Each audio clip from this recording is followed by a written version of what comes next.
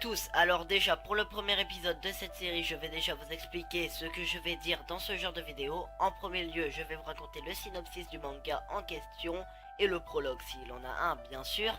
Et ensuite je vais vous dire les qualités et les défauts que je trouve sur...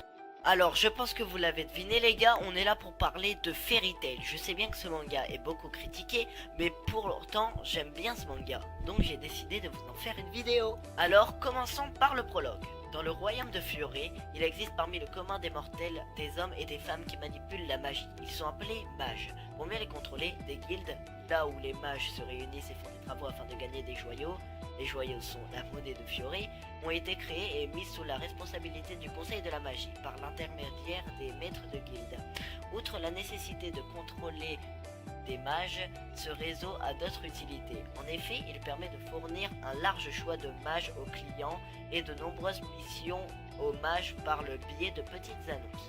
Parmi les nombreuses guildes, une d'entre elles fait particulièrement parler d'elle, que ce soit par les actes réalisés par ses membres, mais aussi et surtout pour les dégâts matériels provoqués par ces derniers à chaque mission qu'ils effectuent. Il s'agit de Fairy Tail. Passons au synopsis. L'histoire se focalise principalement sur les missions effectuées par l'une des équipes de Fairy Tail composée de Natsu Dragnir, chasseur de dragons de feu, Lucy Artilia, constellationniste, et Happy, un chat bleu exil pouvant se faire pousser des ailes, voler et parler, qui seront très vite rejoints par Erza Scarlet, mage chevalier, et Greyful Booster, mage de glace.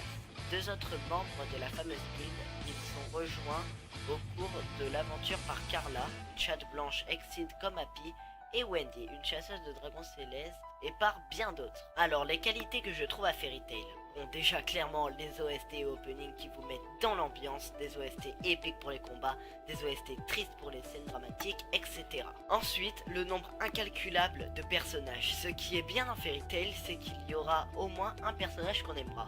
On ne peut pas tous les détester, c'est impossible. Et enfin, les émotions que le manga nous procure lors des combats ou autres scènes. Pour moi, c'est ce qui fait le charme de Fairy Tail. Et maintenant passons aux défauts. Pour moi les seuls défauts sont de 1. On est sûr que Fairy Tail va toujours gagner.